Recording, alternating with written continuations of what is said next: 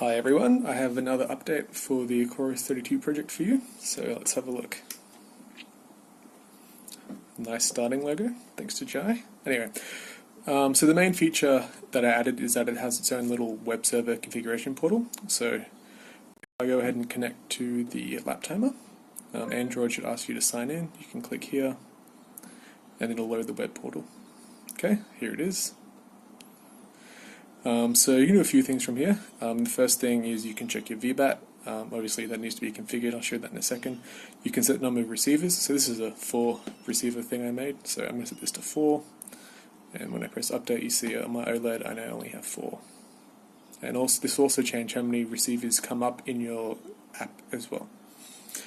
You can configure your VBat measurement technique, so you can either use a resistive divider connected to either channel 5 or channel 6, or you can use an INA 219 that's connected to I2C, same pins as the LCD. Yeah, you can go on GitHub and look at the schematic for that. You can also set this calibration constant here, so what this does is it calibrates this VBat value.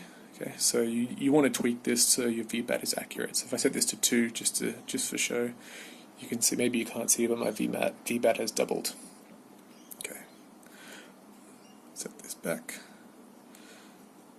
The last very interesting feature is that I've implemented filtering. So there's 4 different filtering levels. Okay, so what I mean is that the raw values from the receivers, they're sampled and then they're low pass filtered by a second order Bessel filter. Okay, and from here you can select either 10, 20, 50, 100 Hertz low pass. Okay, so what this can do is for you is if you're in a noisy environment or you're flying really close or you're flying with whoops or something, where there's lots of reflection and the signal's not very stable, you can set this to the 10 Hertz filter and it'll really slow down the transient response and you'll be able to have a much more reliable detection. Like you will incur a small accuracy loss, but really it shouldn't be significant. Yeah, so there you go. Just sets it like that. You need to reboot it. You actually can have a lap.